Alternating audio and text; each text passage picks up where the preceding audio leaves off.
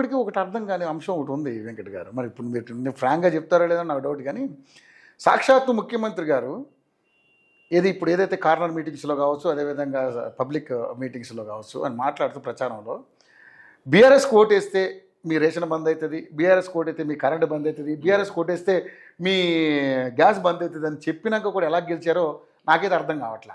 ఏ రకంగా గెలిచారో అర్థం కావట్లా. అంటే మీకు ఒకటి చెప్తా, రేవంత్ రెడ్డి గారు అన్న కాంటెక్స్ట్ చాలా క్లియర్గా అన్నారు. దాన్ని సరే వక్రీకరించాలనుకుంటే వక్రీకరించి ప్రతిపక్షాలు మాట్లాడతాయి.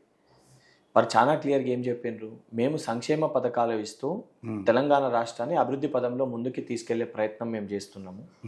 ఈ ఎన్నికల్లో బీఆర్ఎస్ పార్టీకి మీరు ఓట్లేస్తే వాళ్ళు మళ్ళీ మా పరిపాలనను అడ్డుపడి అనుక్షణం ఏదైతే సంబంధించి సంక్షేమ పథకాలకు అడ్డుపడి ఈ సంక్షేమ పథకాల శాంటిటీ అంటే ఇది ప్రాపర్గా వెళ్తలేదు కాబట్టే ప్రజలు ఓడగొట్టిండ్రు కాంగ్రెస్ పార్టీని, బీఆర్ఎస్ని గెలిపించారని చెప్పి. ఆ రకంగా అయితే రేపు కాంగ్రెస్ ప్రభుత్వం అధికారాన్ని కోల్పోతే మీకు రావాల్సిన ఈ పథకాలన్నీ కూడా పోతే అని ఒక కాంటెక్స్ట్లో ముఖ్యమంత్రి గారు మాట్లాడారు. ఆ కాంటెక్స్ని బెదిరించినట్టు ప్రతిపక్షాలకి సానుకూలంగా ప్రచారం చేసే కొన్ని ప్రచార మాధ్యమాలు ఆ రకంగా దాన్ని చిత్రీకరించినాయి.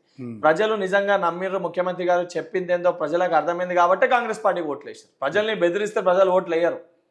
బెదిరియడం అనే దాన్ని ఏంటంటారు, హుజరాబాద్ ఉప ఎన్నికల్లో కేటీఆర్ మాట్లాడుతూ దళిత బంధు 2వ విడత రావాలంటే బీఆర్ఎస్ అభ్యర్థి గెలవాలి, 2వ విడత దళిత బంధు రావాలంటే బీఆర్ఎస్ అభ్యర్థి గెలవాలి, డబుల్ బెడ్రూమ్ ఇంట్లో మీ పేరు రావాలంటే బీఆర్ఎస్ గెలవాలి, బీఆర్ఎస్ కార్యకర్తలకు మటుకే డబుల్ బెడ్రూమ్ ఇల్లు వస్తాయి. ఇది కేటీఆర్ మాట్లాడింది హుజరాబాద్ ఉప ఎన్నికల సమయంలో. నేనే ఆడ క్యాండిడేట్ కదా, నేనే ఆడ స్వయంగా నేను పోటీ చేసిన అభ్యర్థిని కదా, దాన్ని బెదిరివ్వడం అంటారు.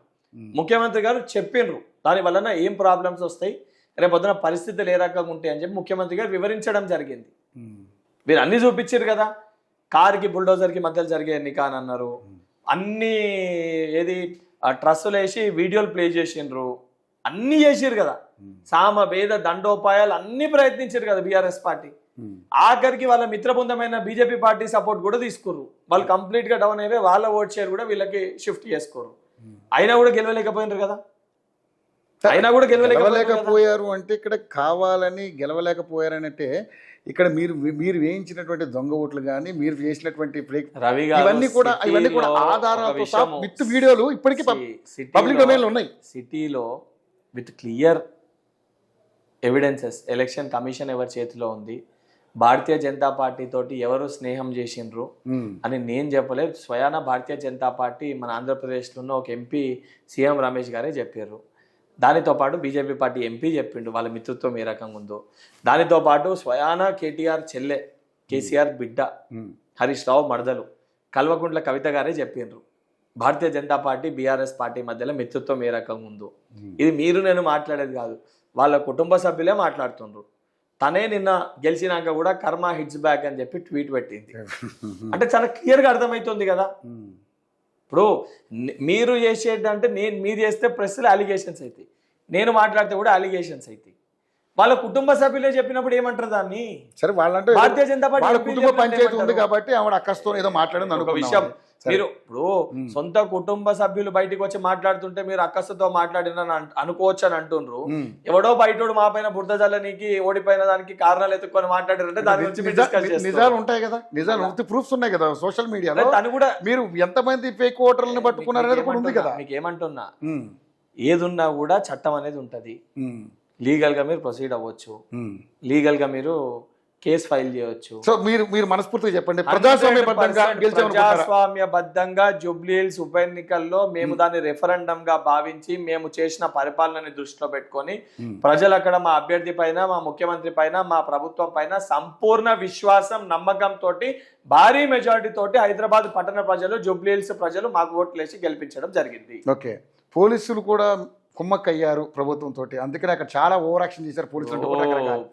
ఒక విషయము, అక్కడ మాకు సంబంధించిన మా ఎన్ఎస్ఏ పిల్లలు జూబ్లీ హిల్స్ పరిధిలో ఉన్న వాళ్ళని ఎలక్షన్ మధ్యలో ప్రాబ్లం అయితే బీఆర్ఎస్ వాళ్ళకి మాకు గలాట్ అయితే మాకు సంబంధించిన 2 ఎన్ఎస్ఏ పిల్లల్ని మధ్యాహ్నంకి వెళ్ళి సాయంత్రం వరకు ఇదే మధురానగర్ పోలీస్ స్టేషన్లో కూర్చోబెట్టారు.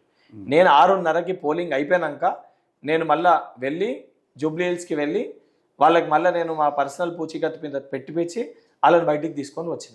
నిజంగానే పోలీస్ వాళ్ళు మాకు సహకరించింటే మా ఎన్ఎస్ఓ సోదరులు మా ఇద్దరు ఎన్ఎస్ఓ పిల్లలు ఎందుకు మధ్యాహ్నంకి వెళ్ళి సాయంత్రం వరకు Jubilee Hills police station Madhuranagar police station ఉండేటోళ్ళు ఎందుకు ఉన్నారు వాళ్ళు? ఇది క్లియర్ ఎవిడెన్స్, ఎవరైనా చూసుకోవచ్చు. నేను చెప్పేది తర్వాత నేను 6 అరౌండ్ అంటే పోలింగ్ స్టార్ట్ టైం సమయానికి వెళ్ళొద్దు అని చెప్పి దాని తర్వాత 7 o'clockకి నేను వెళ్ళి వారిని అయితే సంబంధించి వారిని మాట్లాడి వారిని బయటికి తీసుకొని వచ్చిన. ఆ మధ్యలో ఆ రహమత్ నగర్ ఏదైతే సంబంధించి మాకున్న బూత్కి వెళ్ళి నేను మాదాపూర్ పోనీకి నేను కార్లో పోతున్నప్పుడు బూత్ నెంబర్ 175 180 మా రహమత్ నగర్లోనే ఒక పోలింగ్ బూత్ టేబుల్ కాడ బ్లాక్ కలర్ టీ షర్ట్లు వేసుకొని పాయల్ శంకర్ గారు గువ్వల బాలరాజు గారు కూర్చొని ఉన్నారు. ఇంకా ఫర్లాంగ్ కొంచెం ముందుకు పోతే పైలట్ రోహిత్ రెడ్డి గారు వాళ్ళు బీఆర్ఎస్ పార్టీ వాళ్ళు ఉన్నారు ఆడ. ఇప్పుడు వాళ్ళు అంటే మీరందరూ ఈ మంత్రులందరూ వచ్చి అక్కడ ఉండొచ్చు, కానీ వాళ్ళు మాత్రం ఎలక్షన్ అన్నప్పుడు వాళ్ళు ఉన్నప్పుడు మేము కూడా ఉంటాము.